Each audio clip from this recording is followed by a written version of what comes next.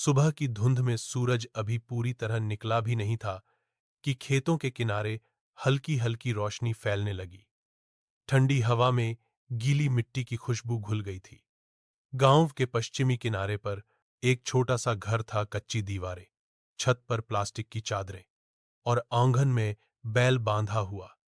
वहीं से गुलाबो निकला, कंधे पर बैल का रस्सा, डालें हाथ में दरांती लिए, जैसे हर दिन एक नया जन्म लेकर निकलता हो। गुलाबो एक आम किसान था। मीन उसकी अपनी नहीं थी, बस ठेके पर ली हुई चंद बीघाएं थीं।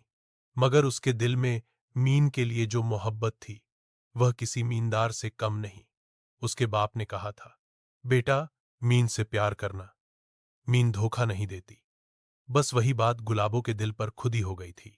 रोज सुबह वह उसी जमीन पर जाता, जोतता, बोआई करता और शाम को जब सूरज डूबने लगता तो थका हुआ मगर संतुष्ट वापस आता। गांव वाले उसे अक्सर हंसते हुए देखते। अरे गुलाबो, इतनी मेहनत किसके लिए? जमीन तो अपनी भी नहीं। वह बस मुस्कुराकर कहता, जमीन सबकी मां है, अपनी हो या पराई, उसका कर्ज सबको चुकाना होता है। बारिश का इंतजार। उस साल बारिश कुछ देर से आई।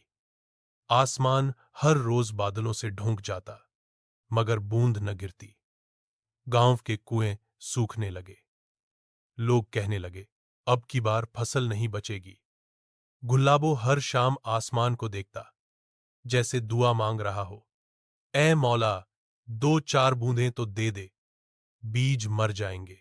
एक दिन वह अपनी बीवी राधो से कहने लगा, अगर इस बार भी फसल खराब हुई तो मैं शहर जाऊंगा मजदूरी करने।